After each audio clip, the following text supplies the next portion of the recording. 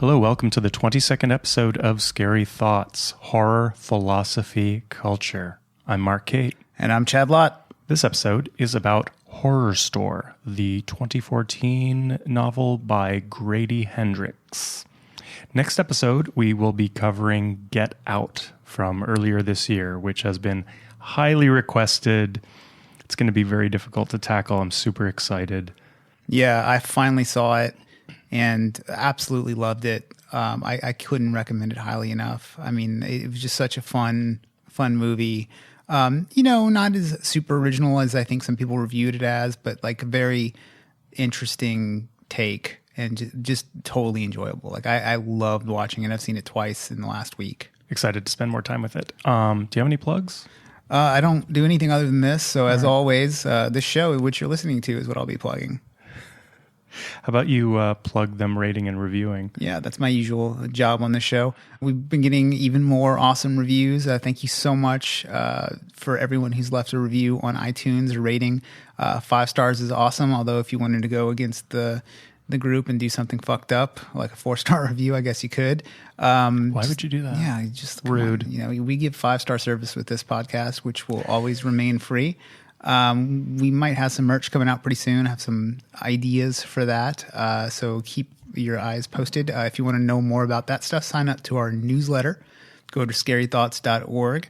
And as always, if you want some daily inspiration, although it's not quite as daily since our intern has kind of been on hiatus, go over to scarythoughts.podcast on Instagram and get in on the fun conversations that happen over there sometimes. And speaking of merch, we actually got some sort of reverse merch. We, Chad and I, and Monique Jenkinson, who was our guest a few episodes ago, got gifts from our friend, listener, Brian Connect.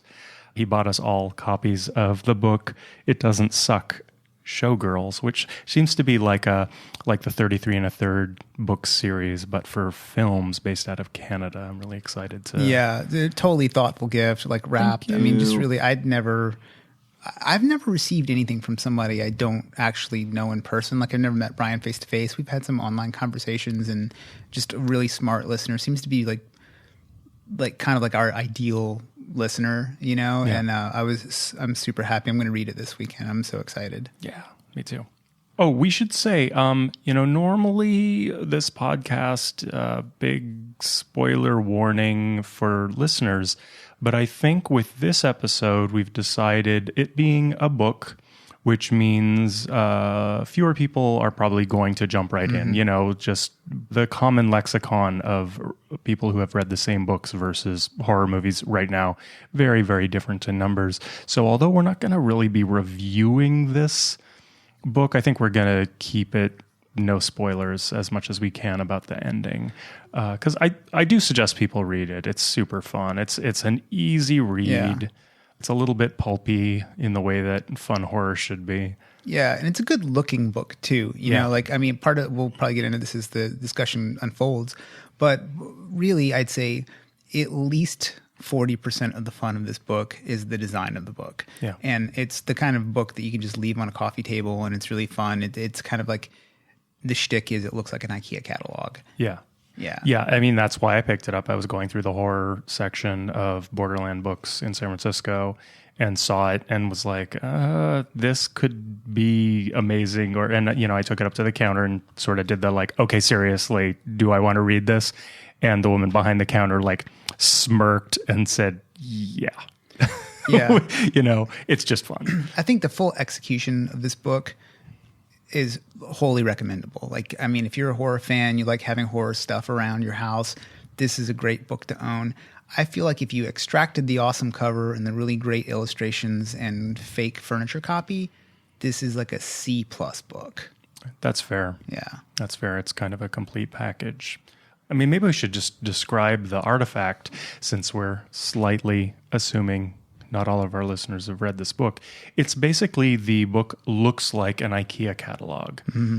And it is sort of a riff on a haunted IKEA or a haunted fake IKEA, this other chain called Orsk, which is like an IKEA ripoff chain. And this book looks like an IKEA catalog, but it's a horror novel about the fake IKEA store being haunted. And all the design, the drawings are of the furniture, and everything has its little catalog explanation. It's very cute. Yeah, and the guy who did all the illustrations inside the book and designed the cover of the book, his name's Michael Rogalski. It's Orgalski, and he does a lot of really fun infographic stuff, like how to make Mary Shelley's Frankenstein. It's like a choose your own adventure kind of like sort of deal. And he makes a lot of stuff that, if you remember Fight Club, which I'm probably going to bring up a few times in this podcast, as I do every single podcast. If you remember the fake airplane crashing guideline that goes in the back of the seats that Project Mayhem makes, where it's like, So he makes a lot of infographics that are kind of like that. They're kind of like cheeky or horrific. Yeah. And I probably couldn't have picked a better person to design this book. Yeah, well, and also running through this novel is obviously a certain sort of critique about IKEA and the institution of IKEA, which also runs through Fight Club right at the outset, right up at the top of the movie, where what the fuck is the protagonist's name? The protagonist is unnamed. Sometimes people say Jack. So because he's like Jack's beating heart or Jack's ennui or whatever.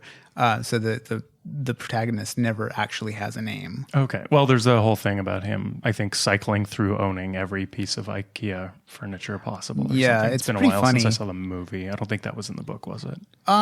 He talks a little bit about it, because there's the whole existential drama of like he comes home and all he does is polish his Scandinavian furniture, which is hilarious because like my wife and I bought this loft in West Oakland pretty recently, and so we've been filling it up with modern furniture. And I always tell her I feel like I'm living the prequel to Fight Club, like how he got to the state where he wants to fuck everything up, because he's just all he's doing is taking care of this bullshit modernist furniture, which is what I'm doing right now.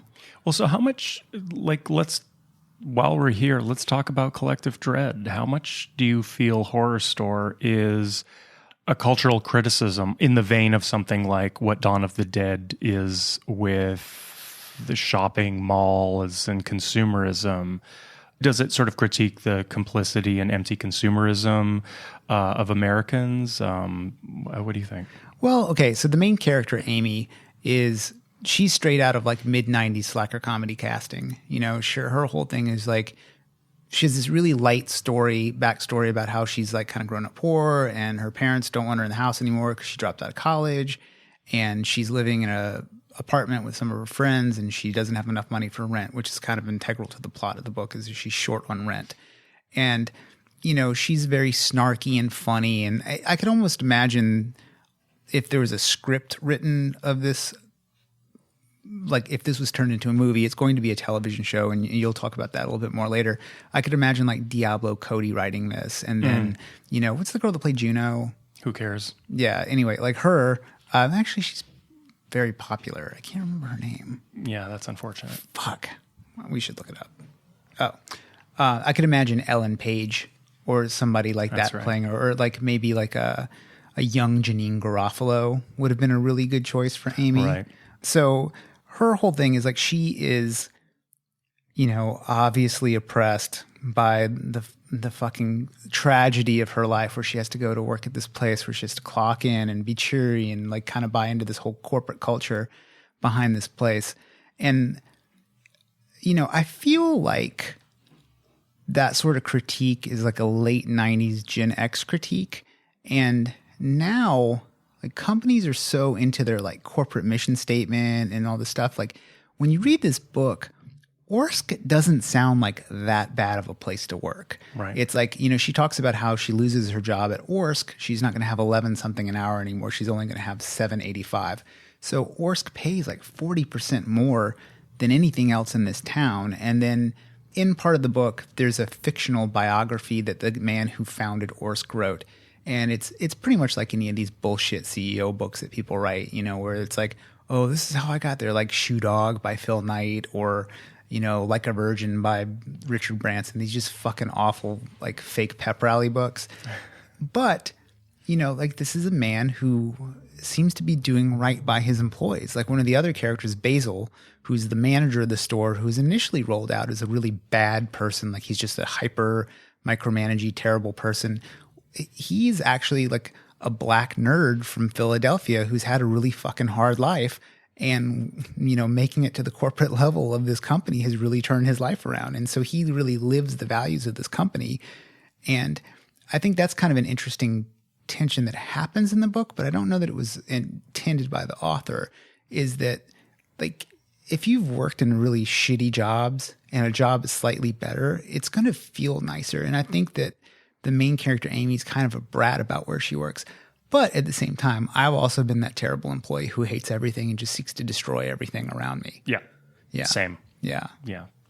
And it's funny because you can sort of think about that position in your job as having something to do with privilege, and it really isn't. Amy's character isn't, and it does not necessitate coming from privilege to be just pissy about the fact of work. Yeah, it's like she's like buckling under like the yoke of this company that she thinks is really terrible. Yeah. And really the fact of it is she's pretty lazy, right? At one point it's discovered in the book that she goes out for like a managerial role of some sort, and there's a test that you take, and she has like no respect for the test because she thinks she's too smart for it, and she fails it, so she doesn't get advanced. And ultimately, like in the real world, that's your fucking fault, So I find her whole like critique of capitalism to be pretty lame in this book, because like that's kind of what she's used as. She's supposed to be like this every person stand-in for like your wage slave America, right? But they're not really wage slaves. Like there's another character, Ruth Ann, who's this like sweet older lady who probably used to be a biker or something like that, and she's just like bottle blonde and just kind of a train wreck, and she doesn't really have any other friends except for people she worked with at Orsk. And you and I, like the whole reason why we know each other is because of a group of friends that met at a restaurant that had just stayed friends. So you and I know that like a shitty job like this can sometimes create its own family. Sure. Yeah. And I just feel like the critique of capitalism that's like raised by this book is pretty weak. It's like maybe Orsk just isn't as terrible as it needs to be for this story. Orsk is what? Orsk isn't as terrible as it needs to be for this story. Like I almost feel like, or maybe it's just because I'm older now, I'm like, fuck, you should just be lucky to have a goddamn job. Maybe. I don't know. I mean, this book does feel like a critique of capitalism or neoliberalism or some ism. But there is within Ruth Ann and Basil some sort of truth. I mean, Amy is the miserable one. Ruth Ann and Basil aren't. Yeah. And they're the ones who are towing the party line and buying into the whole thing to some degree. Right. And they're happier for it. And it's not a fake happy. Like Basil's making it through life. Ruth Ann, I'm not going to blow the ending, but she has a community of friends through this company. And it's a little sad that she only knows people in the company, but that's very real. Yeah. The other thing that's kind of funny is that like this like Orsk employee manual that's constantly referenced in the book is Basil's guide. Like whenever he makes a decision based on the right thing in the book, it sort of, I don't want to say it works out for him, but it gives him a direction to go. And what that really makes me think about is in this kind of irreligious age where like we were living in this kind of like proto-atheistic society now, the corporate culture is the guide, which is pretty fucking scary and sad to me. Like they're not thinking, like he makes decisions not based on what the right thing would be, but what the right thing for the company would be. But the company in this book is always pretending to put the characters first or the employees first. Like there's one part in the book it's like, make sure everyone is safe, then protect inventory. Whereas I think if this was a more like sinister critique, it would be like, make sure everything's safe, then make sure everybody is accountable. So it's like the corporate entity isn't really that bad, but the plot of the book is that the store has been built on top of an asylum where many people were murdered and tortured. And so it's trying to draw this parallel between the people who are working in the store and these inmates who've been tortured. Yeah. I think that is a good premise for a book, but not necessarily a cunning critique of corporate America. I think that this book mainly serves as kind of a comedic horror novel with a very clever premise, and that overlay of the panopticon and IKEA is sort of a clever device, but I don't know that it's some sort of incisive, cunning perspective on dismantling corporate America through this book's vision. I think it's mostly funny. Yeah. And then ultimately, like, I think that, you know, maybe even the critique of the company isn't the game, right? Because the company is always sort of portrayed as neutral. It's just companies being a company, right? Yeah. But the true animals of this story are the people who come to the store. Like, they're the actual enemy of these people. Like, people leave their dirty diapers in the beds and they like piss in the corners and stuff like that. So like the store just seems to be this environment that is neutral, like in the way that capitalism is sort of neutral, like true, like, you know, government hands-off laissez-faire capitalism is, from a certain perspective, like anybody can play, right? And so the store is just an environment, but it always wants you to be, it's pretending that you're also at home. And then people come there and they act like they're at home. So there's this thing that like people are actually bad and then companies can be good, which is kind of this weird inversion that I don't think was intended. Oh, that's interesting. It reminds me a little bit of China Miéville co-authored a short story with Emma Burcham and Max Schaefer about, it's called The Ballroom, and it's about a ballroom at an IKEA, and the main character is a security guard there. And it really is about just the act of dumping your kid off and letting your kid piss all over these balls and then having to clean them up and everything. And so that short story, it's the only other, there are not many examples I can find of horror and IKEA, but that was one I did find. I love China Miéville. I think he's amazing. And he gives great podcast, but it is actually about that very thing, about the customer's relationship to IKEA as being a horrifying thing. But, I think there also is a sort of critique that runs through it as well, which is the way in which it either reifies or critiques a sort of great men theory of history, because it draws a line between the IKEA founder, Ingvar Kamprad, or however you pronounce his name, and Orsk's Tom Larson, with Josiah Worth, the warden of the beehive of the Panopticon. And so this book is all about control via these men and the way they have absolute power, and how can we dismantle that power? How can we undermine that power, whether it's being pissy at work, which works against you, or disbelieving the power of Hosea? I would say Josiah. Yeah, Worth. The warden. Yeah, I picked up on that a little bit too. Larson, the founder of Orsk, never seems like a really bad person. You also just don't know anything about him. There's so many parts of this book. They're just, I mean, I think just the restriction of the size of the book, and it really is about the idea and the execution of the idea more than the story. Like, there's so many things that could be walked out.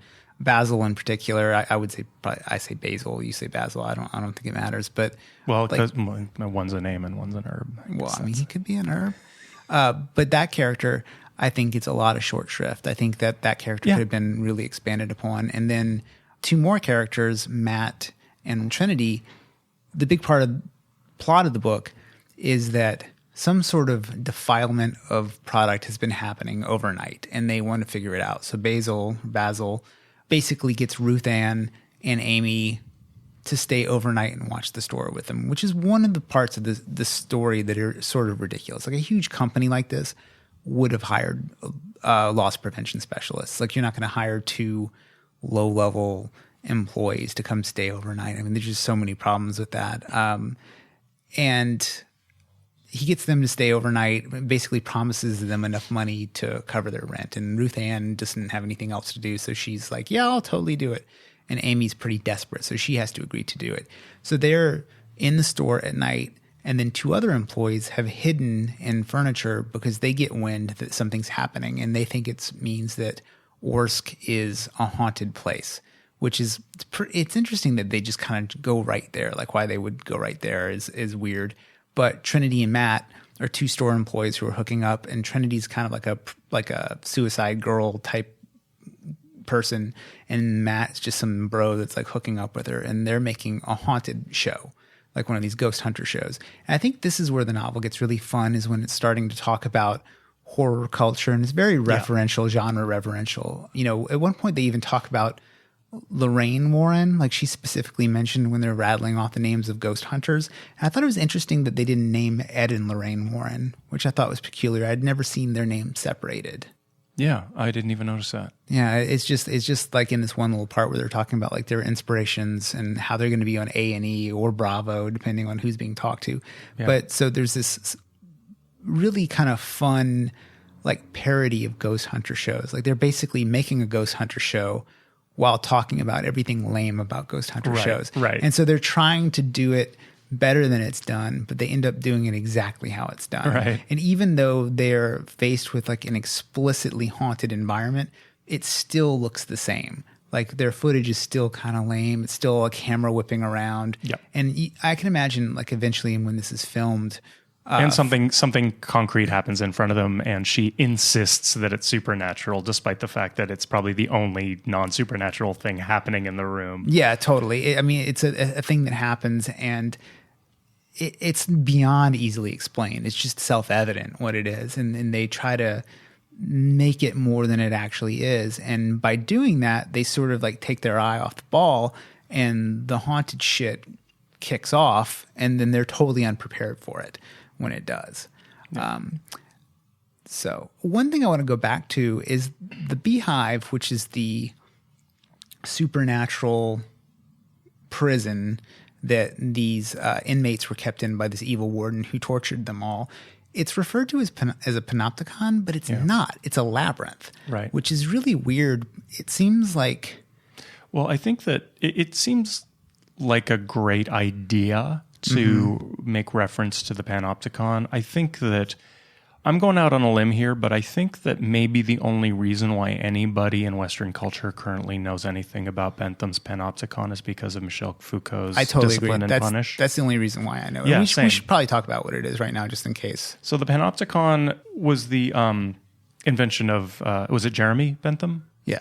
And it is a prison where the wardens can see essentially the wardens can see the prisoners are merely observed and can't see back. So it's all about the power of the gaze and the way that forces the subject-object relationship, which is actually interesting to go back and reference our Black Swan episode that we did with Monique Jenkinson, who spoke about the abject, and Julia Kristeva and subject-object relationships. Yeah. And the line between them being permeable, but here the idea is that it is impermeable, that the gaze is one direction, that there is a subject and an object, and that is a way to control a population, control prisoners. Yeah, and then you could go like easily Google search Panopticon and see what this thing kind of looks like. But basically it's a circular prison, and there's like a bunch of levels that go up, and it's cylinder shaped. And in the middle of the cylinder, there's basically a room where the prison guards and the warden would look out from. And it's lit up in such a way that you can't see into it, but it can see the cells, and all the cells face inward. And so the creepy thing about it is that you never know when you're being watched. So you could be always watched or never watched, but basically the prisoner is doing the job of sweating the observation, which is, Michel Foucault, there's he walks out all these parallels between, the relationship between God and man, like God is always watching. So you're sort of like, always trying to be on your best behavior, not because you want to be on your best behavior, but because you're afraid of being caught. And so if you remove the center of the panopticon, everybody's just going to fucking be animals. Like that was kind of like one thing he says. And in a way, that's a little bit like what the people of Orsk, the customers of Orsk are like. Nobody's really watching them. So they're just going in there and just fucking stuff up. And then the people who are there, working there, they're not quite like the prison guards, but they're sort of like, they're the ones who have to clean up after them. But that's a little bit of a different relationship than the panopticon. Right. And the prison itself, the beehive itself, is not a panopticon. It's a maze, or a labyrinth is almost the opposite of a panopticon, because there is no linear vision. It's all angles. It's all diffusion. Yeah. And I think that, like, I feel like Grady Cusack is either really wrong about what he thinks a panopticon is, or I'm really missing something, because there's a lot that could have been really interesting to say about the labyrinth of the beehive. And in fact, there's a drawing of it in the back of the book, and it's clearly a maze. Yeah. And it's just kind of weird, that's like that. And then the entire idea of being watched is never a part of the story. Like the warden, he has like this almost like classic horror movie Saw approach to reforming prisoners. So like, if you're a slut, you sit in a chair that tortures your privates or whatever, or if you're, so he has all these different devices which are illustrated in the book. And this is one of the more fun things about the book, is each chapter has a different piece of furniture and a little bit of copy, like sales copy associated with it. And the book starts off where it's like, it's a chair, it's a storage device. And as it goes on, it's all these increasingly elaborate torture devices. And the idea is that through torture, the people can be redeemed or made non-insane. And then that's sort of like the whole Calvinist thing. Like, as you work really hard, you can be redeemed. But it doesn't work. It actually makes the people worse. And however, to me, Josiah Worth is sort of a Tim Ferriss. Like he's or like Jigsaw from Saw, as you mentioned. And it just makes me think of the question of how many horror movies or horror novels are predicated on self-improvement from the villain. Right. That's often the case. It's because so much of horror is about morality or Puritanism and the failings of the protagonists to live up to. I mean, that's, you have sex, you die. So, that it's imprinted in horror's material. And a lot of the time, the antagonist is actually right.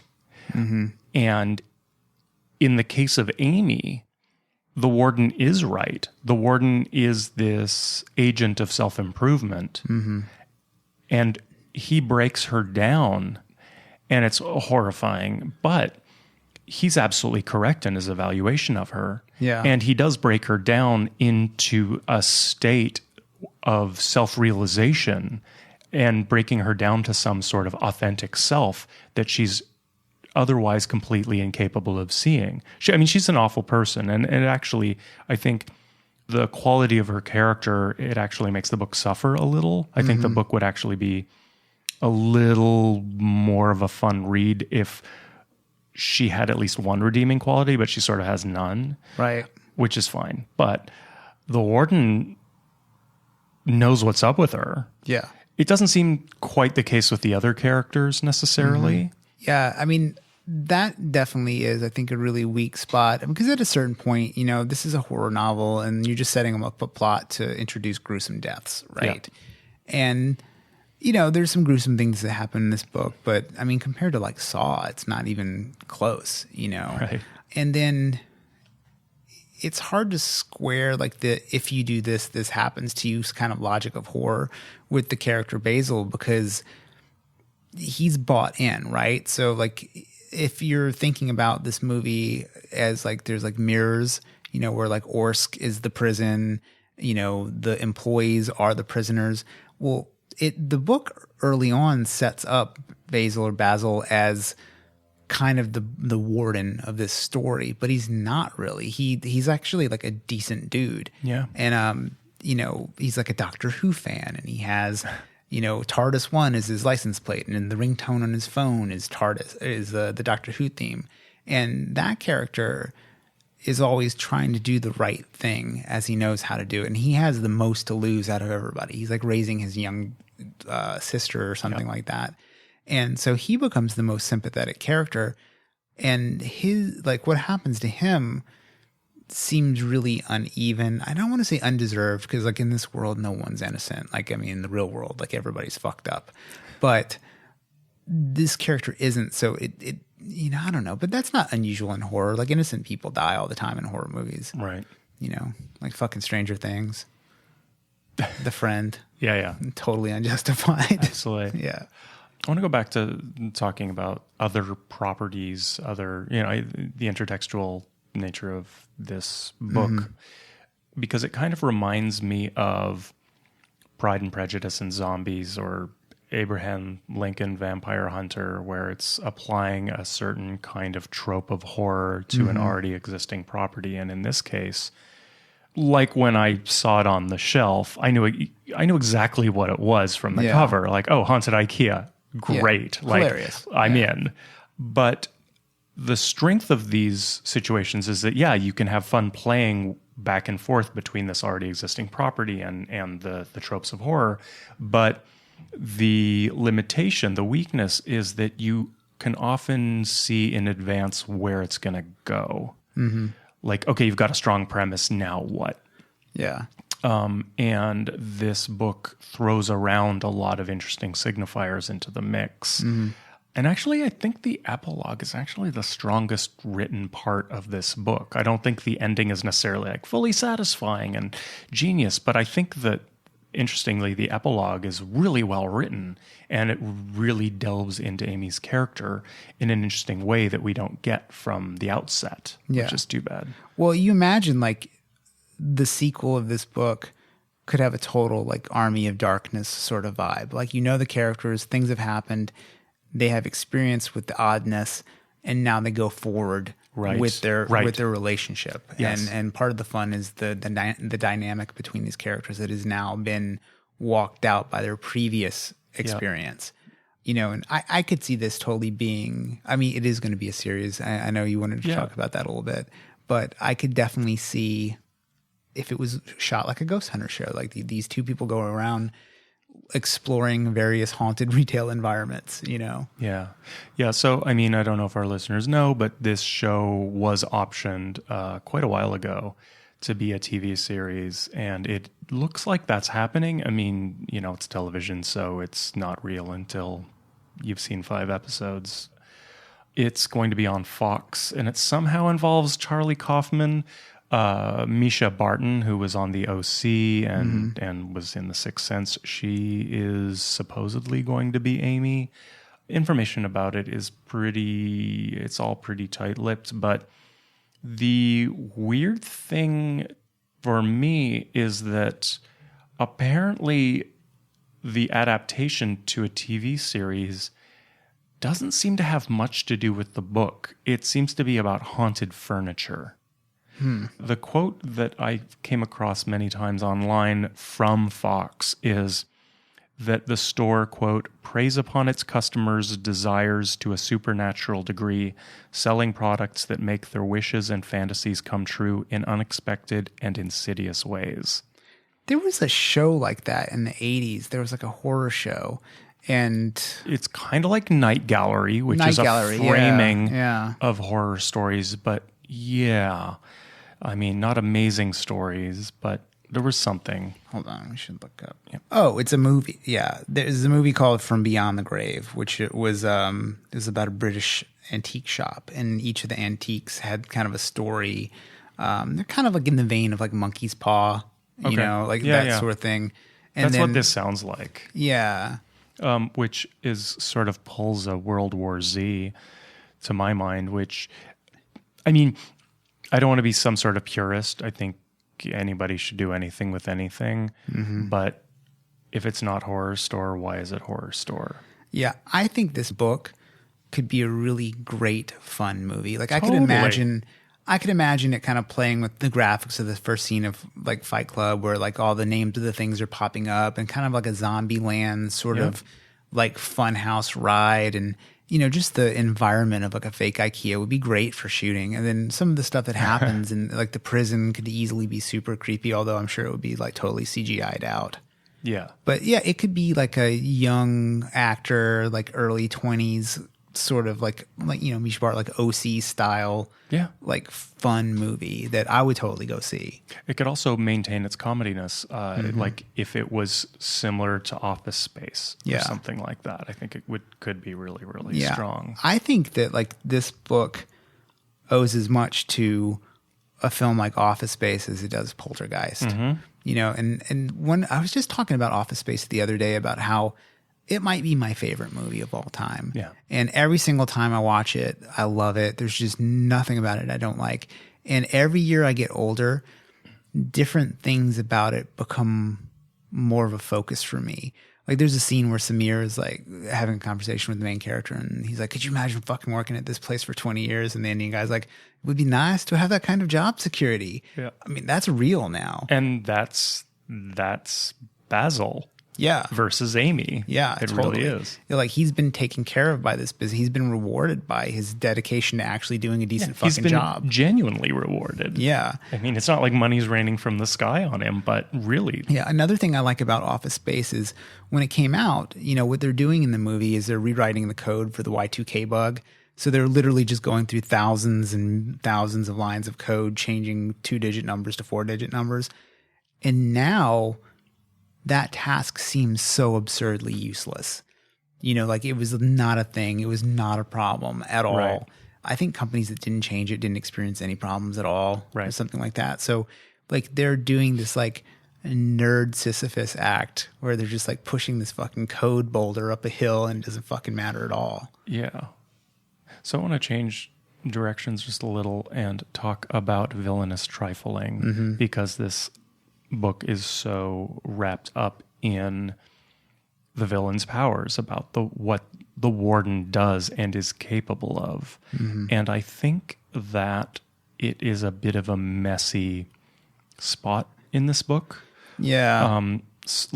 So what are his powers? Illusion? Does he actually have powers? Is the power the sort of like, it was built on an Indian burial ground? So is it that this prison came back, or is it the warden brought it back? It seems to be this sort of vagueness because if you remember, this is one of those, I mean, I'm jumping to methods of vanquishment, but like, how do we get rid of the warden? Amy just doesn't believe in him anymore and just yells or something like that. Like she just sort of resists. But the evil keeps coming. Like the warden's minions keep fighting back, and then there's the big flood. So she's able to chop the head off the dragon, but the dragon keeps coming. Yeah, and I think that is, maybe tied into the kind of light capitalist critique that goes on, that like, you might fire a CEO, like the dude from Uber might get kicked out, but there's still fucking Uber. Yeah. Like it's still there. That's true. And I think that's probably a little bit of what's going on. And then, near the end of the book in the epilogue, it's literally a new job. Right. And it's exactly the same. And I think that the author's trying to say something about that. I think the warden also has a bit of a Jeffrey Dean Morgan. I don't know how, if you've kept up with The Walking Dead, but he's this amazing Negan, where he's this like amazing actor who just sort of yammers for 20-minute stretches, and it gets really tiresome. I love him as that character, and I almost want to watch the series just to see him act more as that character. It's kind of funny. Like, that's one of the things that I think we disagree with, is I really like that character quite a bit, but that show can suck it. He's in the final scene of The Good Wife, and he's amazing because you get to see him understated instead of overstated and too many pages of dialogue. But I feel like the warden is a bit of that. Just the warden just says way too much, just too much explanation. Like the bad guy shouldn't monologue. It's a Bond trope where the villain just can't shut up about their evil plans and their machinations and their intentions, and I think his verbiage overstays its welcome. Then this is one of the things that's kind of hard to tell with modern horror is it crappy, or are they trying to make it crappy on purpose? You know what I mean? Is this like a Kid Fury kind of thing where it's like he's giving that Bond dialogue because that's a hilarious thing and you're kind of making a nod to the trope? Right. Or you just ended up at the trope? And Right. does it matter? Well, okay, so I think in a certain sense it doesn't matter. We love horror as it is, but I'm finding increasingly I tend to be more and more satisfied by villains who are actual characters, where you can actually have some insight into their motivation and where they're coming from. And when they're completely abstracted, again, I come back to something like Freddy Krueger. So, okay, he's just there to fuck shit up, but who is he really? Like, is he just, why is he fucking with people? Why does he take pleasure in this? What are the bounds of his powers? I feel like at some point that type of villain that is actually rooted in a person, I feel like there needs to be some sort of, at this point, for me, there needs to be more depth. There needs to be, okay, if this is an actual person and then they became evil, and so why? And why are they doing what they're doing?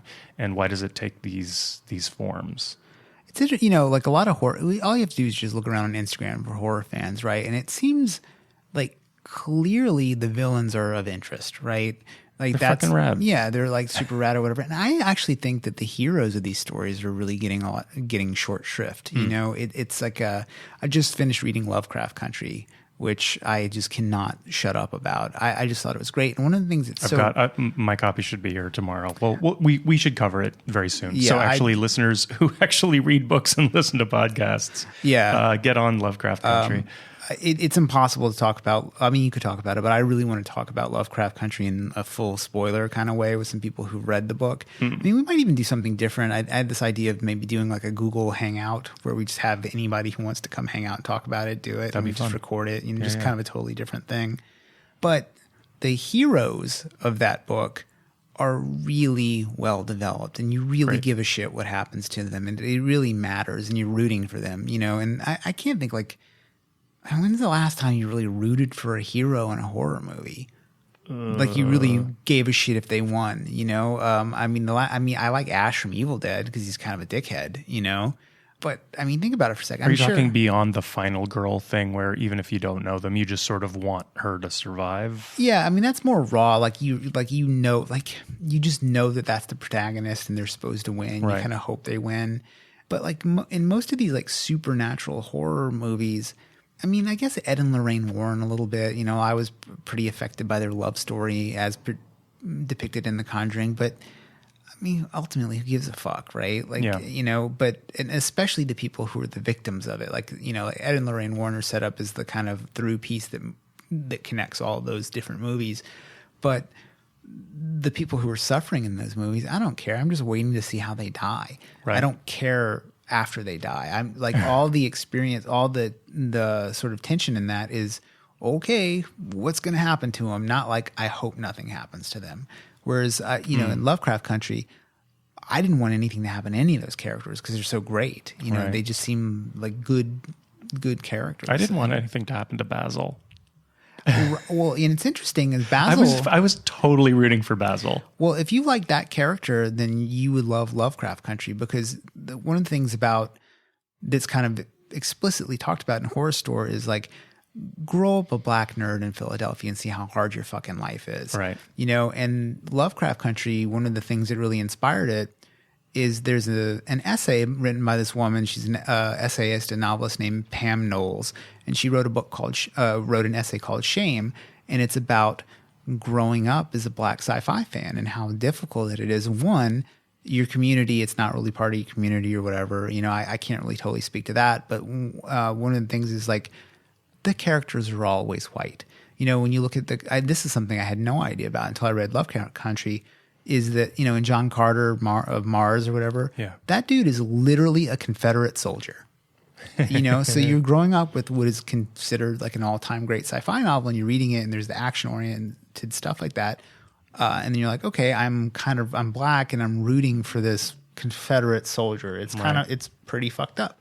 And then, the grandfather of weird fiction, H.P. Lovecraft, his problems are well known. Yeah.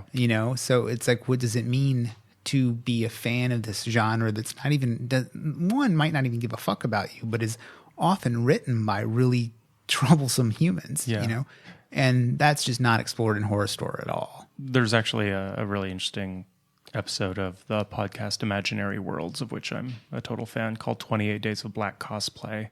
That's about being a cosplayer who's black, and it's super fascinating perspective on how fraught that game is.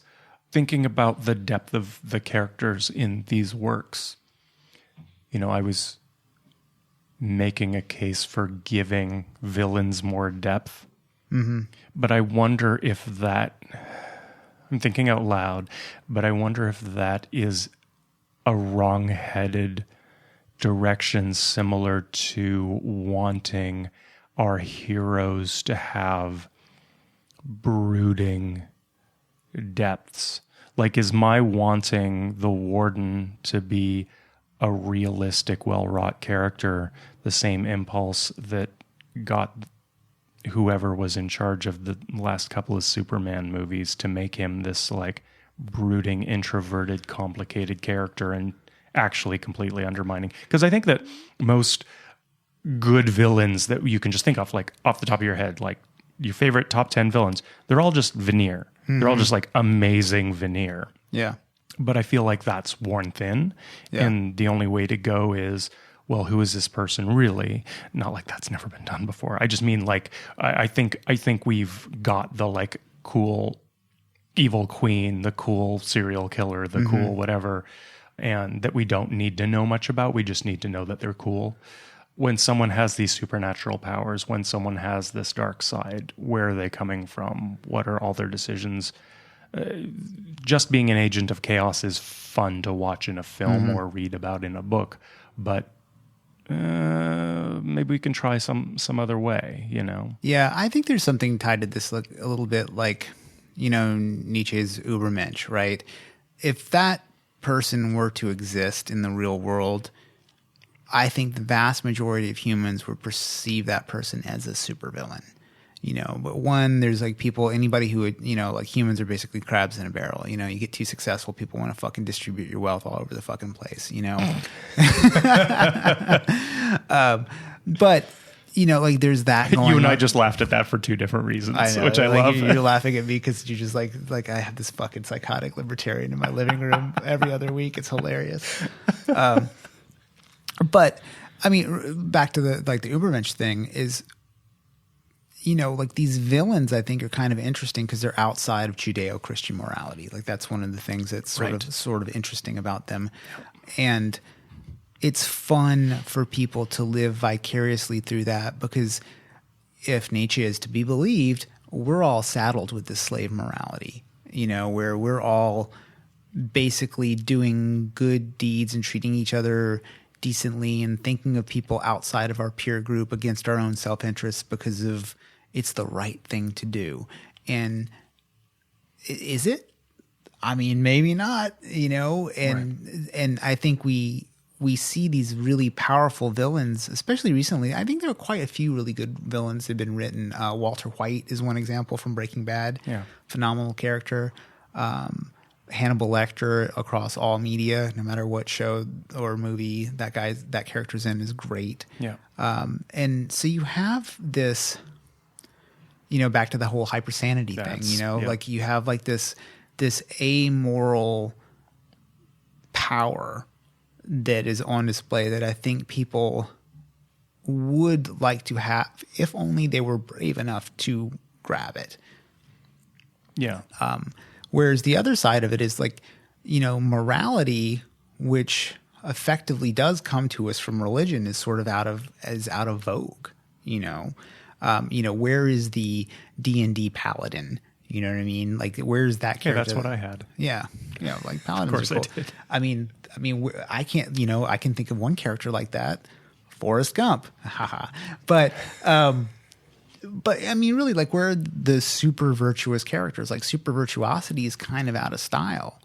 Not even really very well represented in modern film at all. I mean, the closest you get to it now is probably John Wick, and even then he's a fucking assassin, and he's acting out of total self-interest. Somebody, what the fuck is that? motorcycle. John Wick's motorcycle. He's coming to kill us for talking shit. But yeah, even that character who's the hero is an anti-hero, and we have this Disney-fied Wolverine for the past 17 years, this like totally ridiculous Hugh Jackman Wolverine that is only recently portrayed even vaguely correctly in Logan. It was supposed to be just murderous monster, that is vaguely tamed by the power of Jean Grey's vagina, I don't know. I mean, it seems like heroes are sort of out of fashion, and I think that is bad for society. I don't know. What do you think, as a nihilist? As a nihilist, you know what? Let's see if I can just go with that. As a nihilist, I mean, this is a funny thing I think about a lot, which is that I don't believe in any shoulds with art, but I do genuinely gravitate and want to defend art that embraces or illustrates ambiguity, moral ambiguities. My favorite works are always about moral ambiguities and the difficulties within them. I spend a lot of time reading nihilist texts, not philosophy or fiction, not because I swing that way, but because I'm interested in them. But that's not my favorite stuff. I just mean music and literature and films that are morally ambiguous are the stuff that I think is really important. And it tends to be the stuff that catches the most moral flack from traditional moral censors and religious figures and that sort of thing. It tends to be the stuff I like the most. But I don't know that I can advocate for it being good for society in a way. I think it's crucial that people understand two sides, that people understand the complexity of the world. And I think that it is, I don't want to say it's art's job to, because art doesn't have a fucking job. Art is just art. Yeah, art definitely doesn't have a job. That's why it's on fucking welfare. Oh my God, that might have been the best thing you've ever said on this podcast. I don't know about that. It's dark. Yeah, it is dark. I mean, honestly, like, who pays for art? I mean, when you want to get really dark, who pays for art ultimately? These fucking hyper-capitalists, And then it's like, is it because they enjoy it, or is it because it's kind of like all these like people are on the dole? I don't know.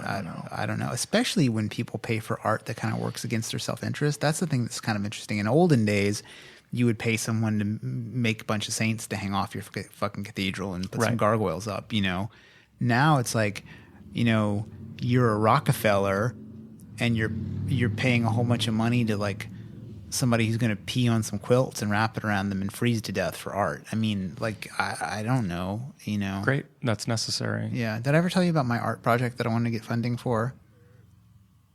Well, you have a platform now. Okay. Maybe you can raise money. Yeah. Okay. So if anybody wants to contribute to this, go to the Facebook account and just say I'm fucking in, and then we'll put together a Patreon or something like that. But I want to go, and this is against Japanese whaling, which I think is super fucked up. Like, I don't know if you guys know anything about this, but the Japanese have this sort of out for whaling where they say it's for research purposes. And everybody knows everything there is to know about fucking whales. You don't have to do anything else about whales. People have known about it forever.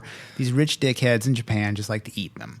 And so what they do is they go, we're going to go do some tests, and they get these whales, and they're allowed to sell the meat on the side, And this is a very simplified description of this process. But what I want to do is I want to take the entire text of Moby Dick, word for word, and have each word written on a piece of rice, like you get like your name on a rice in the mall, and just put into a giant fucking sushi bag roll and just drop in the Japanese like whaling empire's doorstep. Like, that's what I want to do.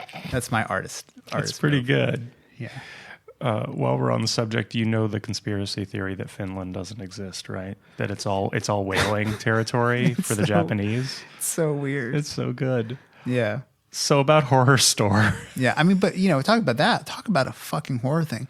Go watch not Blackfish, but which is the one that's about dolphin killing? The Cove. Oh, Jesus Christ! Yeah, talk it's pretty about brutal. Yeah, that's more brutal than any horror movie that's come out in a long time. But that's anyway, very true.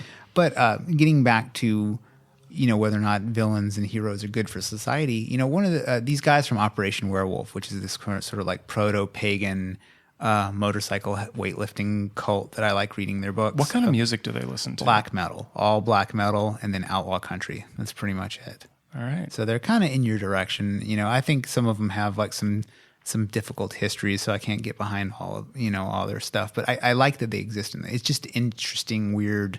I mean, I almost consider it sort of cosplay in a way, Sure. But one of the things I like that they talk about is how irony is a curse. And that so a lot of people like post-nihilism walk through the world with this sort of ironic detachment. And then Horrorstör, the character Amy, does her language is irony. Like she's all about irony, And so this one of the things that the Operation Werewolf guys would say is that when you live an ironic life, you never really believe in anything. And when you don't believe in anything, you never stand for anything. And if you're not standing for something, it's impossible to become heroic. And without becoming heroic, you can't have great stories. And great stories are ultimately all we leave behind. So, the people who traffic in irony, the best case scenario for them is a fucking Netflix comedy special. Whereas the people who truly believe in things, they move empires. And we don't have that now. That's super interesting. I don't know. I don't know if I'm on board, but that's kind of a beautiful argument. Yeah, I mean, I don't know that I'm on board with it either fully because look, I could have been like Amy. Like I was like the worst goddamn coffee shop employee that the New Orleans Rue de la Course coffee shop ever had. I regularly came in super hammered on acid all the time, just a fucking nightmare employee. But I've always been a hard worker, so it was hard to fire me, right? Like, which is kind of Amy's character is that like she goes into the job kicking and screaming, but ultimately she's in charge of training employees. She's kind of like, despite herself, a pretty serviceable employee. But, she doesn't really stand for anything. And, I found in my own life, like I had gotten to this point where, I'm reading all the same text you're reading, all this nihilist shit. I live in West Oakland, which is just covered in garbage. And my life was going really bad. And I had this like pretty serious depression set in. And then I just, out of desperation, started reaching to like fucking self-help books. And I read like Dave Ramsey's Total Money Makeover and Benjamin Franklin's autobiography. And that shit is as corny as it gets, but it completely changed my life. And I'm doing better now than I've fucking ever done. And I would say now, despite hosting this podcast, I'm at the least ironic stage my life has ever been. Right. And I'm taking virtue seriously. I'm taking doing the right thing seriously. And it seems to be working. That's great. Yeah. Yeah, I kind of off the rails from our horror film podcast. But I mean, I bring up Tim Ferriss all the time. Ironically. Well, no, sort of critically. Yeah, but at fair. At the same time, I am the first person to admit, like, at any given time, I have a bunch of self-help books and or podcasts on my phone that it's just kind of good to have that shit floating around in your head sometimes. Well, the pursuit of excellence is really important. But, the thing, I think my big critique with Tim Ferriss and these sort of like, minimalist productivity gurus is it's like, okay, everybody knows Adam Smith's Wealth of Nations, which is like the whole like capitalism, yay. But nobody knows his other book, which is basically like, you have to bolt morality onto capitalism. Otherwise you end up with this fucked up evil system. So all these productivity guys, it's like, okay, you've hyper-organized your life. Everything's cool. You're juiced up to the gills with nootropics and your fucking 15-minute morning rituals on point.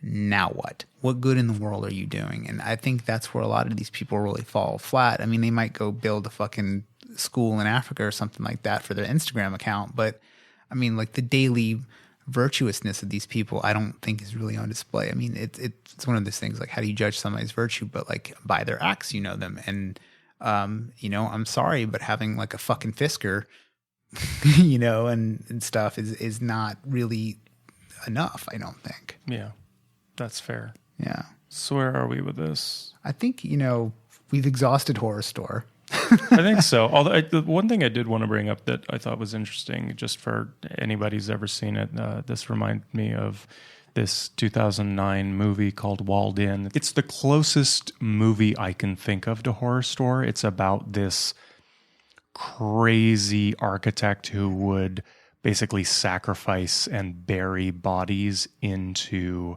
his architecture, and his architecture couldn't be destroyed. And it's about this demolitions expert who goes to do the preparations to destroy one of his hotels where a bunch of dead bodies were discovered in the walls. I'm kind of spoiling it.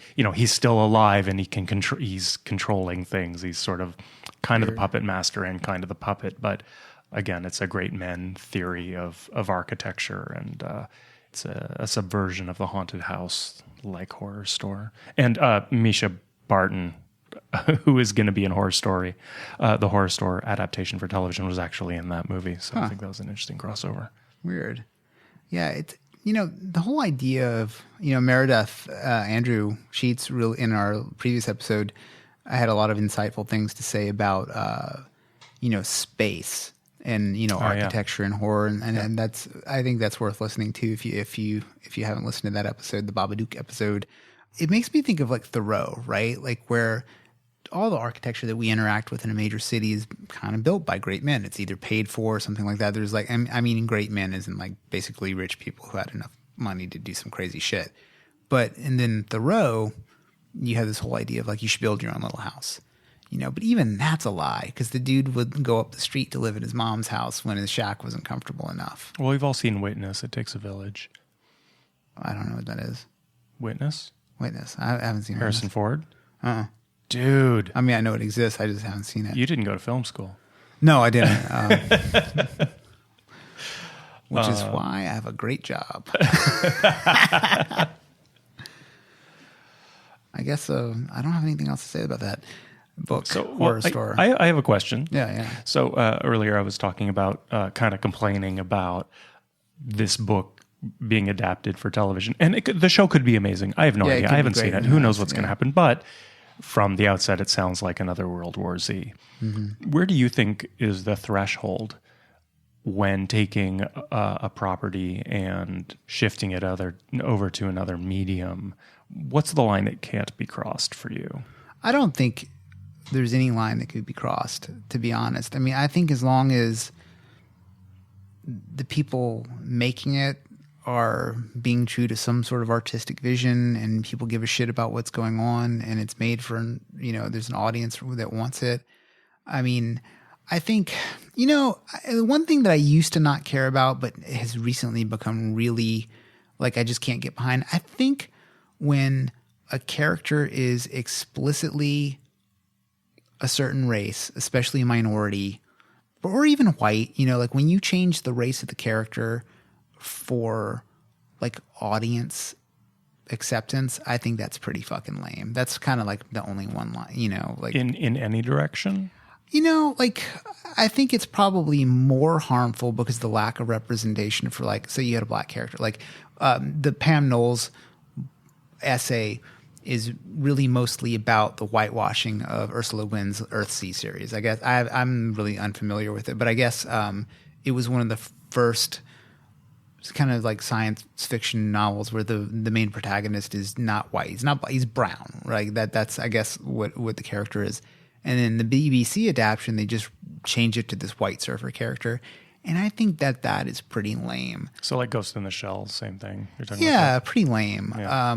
And also when it's done just for no reason, like, oh, Thor's a woman now because of intersectionality, and we're going to try and get that intersectionality money, like in Marvel. Like, if there's I love that there's this vault with all this money, this intersectionality. But there really isn't, though, because it tanked. But, I think that like gender swapping is super interesting in cosplay. I think that there's I want to see more in different characters. I want to see more representation.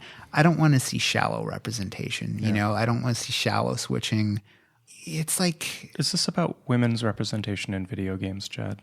No, I mean, I think that people should make what people want to play, I'm fucking with you. Yeah, I'm not even, I don't play video games at all, so I can give a fuck about any of that. But yeah, I think that, like, to me, like, the most important fan is the fan of the original content, and I think whenever you're making the thing that pleases the fan of the original content, especially if it's like a special thing, like like I think Preacher is doing a pretty decent job right now. I think the character Cassidy is great. That's actually like a good example is the character Tulip O'Hare in Preacher is a buxom blonde Texas woman in the comic book. And she could easily be like a Pam Anderson-y kind of character like that with a machine gun. But the character is black in the comic, and there's no reason why it shouldn't be. But also that character, her main thing is she just loves her man and likes to fucking kill everybody. That's like her main character thing. So I don't know. I mean, I don't know. I think like taking a character from a fan base, no matter what it is, and like changing it away from what was special about it, I think there's something about that that's bad. But even then, if it's done well, I could give a fuck, you know? Yep. Yeah, I don't know. What about you? Yeah, no rules. I mean, I just sort of feel like if you are doing it for shallow reasons and it doesn't even pay off, you know, if you're going to take a shitty risk, Yeah. I keep bringing up World War Z. I think that is the perfect example.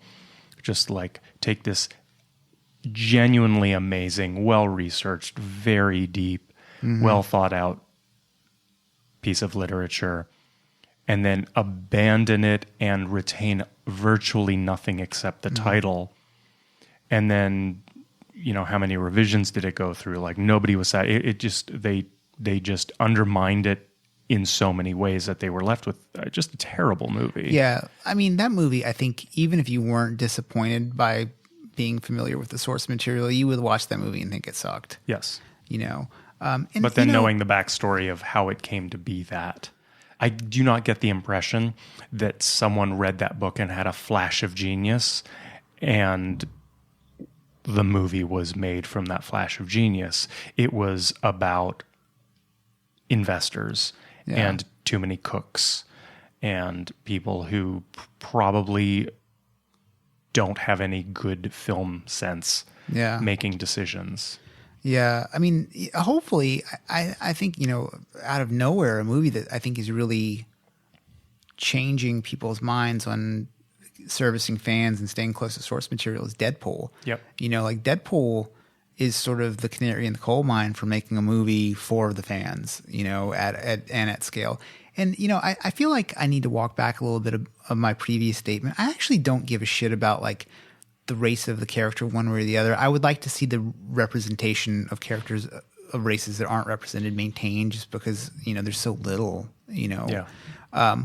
But I think my big problem is I think sometimes an actor is just too much that actor for the role. Yes. You know, and it's like you just slap Brad Pitt in there, you're just watching Brad Pitt. And that's an actor who is very good and can disappear into roles. Like in what's the fucking World War II movie? Inglourious Bastards. Phenomenal. Yeah. Like he becomes Lieutenant Aldo Rain. I mean, he's great.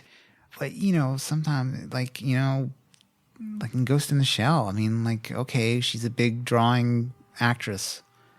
I mean, you can't tell me, like, I mean, go get the fucking schoolgirl from Kill Bill to play that character. Well, also the excuse of, well, we couldn't do this film without the draw of a big star, then you're not actually doing that film. Mm-mm. You're doing something else.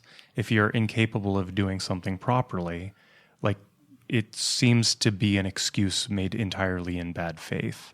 Yeah. It makes it seem as if we have to do this film one way, and the only way it can be done is with this certain amount of money and this certain Hollywood strategy that has worked for decades and that requires this particular actor as a draw. And that's just nonsense. You know, great movies can be made for far less money. Mm-hmm. So this excuse of a white actor and their draw is pretty preposterous. Well, that's falling apart anyway. You know, like, I mean, you look at, like, there's all these big star-headed movies that in the past would have succeeded that just aren't making it anymore. I mean, it's back to that thing that Guy Ritchie talked about on Joe Rogan's podcast, where it's like, you can have big stars, you can have a big budget, you can have everything going for you. And if you're not part of a franchise, you're not going to make it now. Right. You know, so now we're into the realm of like super franchises. And so you have to have not just one blockbuster star, but 20 blockbuster stars.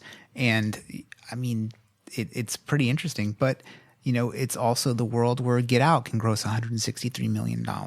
Yeah. It's amazing. I mean, who knows what the future is going to look like for all this stuff? It's hard to say. If I can just be cynical about what the legacy of Get Out might be. It's encouraging, but I think something like Frozen is a great example of how Hollywood will not yield. That this huge movie that had two female protagonists, is that ever going to happen again? Nope. Like, women protagonists just aren't a draw. They're just not a draw. But so never again. But you just have Wonder Woman come out, which is the best film in the DC universe, apparently. I haven't seen it yet. But all my, like, the Popcorn, Piss, and Vinegar guys had what I call their fucking secret Metairie feminist podcast, where they just gush over Wonder Woman for all the right reasons. Right. Like they like correctly identify her as a powerful character. All the side characters are great. I mean, you have every they went and found every fucking hot girl from a CrossFit gym in America and threw them in as extras. And there's this conversation about like these new protagonists. I mean, you have Charlize Theron's Atomic Blonde coming out, which looks pretty badass. At least the trailer does. It looks awesome. And I think that there is a bit of a tweak that is novel with these characters. Like, why not? I think that if you like simply gender swap something just because, like, for instance, Ghostbusters, I didn't see the new Ghostbusters and I don't particularly hate on it or anything, but it was not well reviewed. And I think that it didn't really move, apparently, like from the critic standpoint, it didn't go beyond, oh, they're Ghostbusters, but they're girls. And I think that's never going to be interesting, but you always have the option to make a character that is fucking great that is a woman. Like Clarice Starling from Silence of the Lambs, all-time great. Ripley from Alien, all-time great. And those characters stand up, in my mind, to any male protagonist. But I think, and those are both horror movies. Yeah, I mean, well, I think that horror has always been kind of forward on that, and then we've been having this ongoing conversation for 20 episodes about what the future of horror looks like. I think it's going to be black horror. I mean, like I've read 2 books now that are in that genre, and I ordered another one, The Ballad of Black Tom, which is supposed to be great. And one of the writers, I was reading a review of Lovecraft Country from this African American writer, and she talked about how what's so interesting about with cosmic horror and Lovecraft, like white people just freak the fuck out and their minds get blown by these cosmic horrors, where black people, they're used to living under a fucking oppressive system, and so they're able to deal with, they're not totally freaked out as much initially, and so they have these other interesting which is basically what Lovecraft Country is about. You have these characters that act really intelligently because they're just tougher, because they've had a harder going. And back to that thing about art, does cruelty make better art? Right. Like in the Nietzschean thing, like chaos birthed from a star, so I think that we might see like tougher, smarter, interestingly represented characters in horror coming forward. And I'm super excited for it. That sounds super interesting. Yeah. And to bring it back to Horrorstör, Basil might not be the protagonist, but he is the hero. Yeah, absolutely. So we'll leave it there? Yeah, I think that's a good spot. That's great. Fade to black and roll the credits. Subscribe, rate, iTunes, Stitcher. Tell your parents. Tell your friends. Yeah. Read Horrorstör. Join our mailing list. Yep. And if you think my anti-whaling art project has legs, go on Facebook, mention it. I don't know. It costs like $8 to get your name on a piece of rice. I looked it up. There's something like 130,000 different words. So we're looking at probably $10 to $12 million. So I don't know if we're going to be able to make that happen, but you can have all the $2 bills I have in my wallet. Yeah. It's too bad that there is not more money for the arts to help me make this happen. Anyway, thank you guys. Thanks, guys. See you next time for Get Out. Thanks for listening.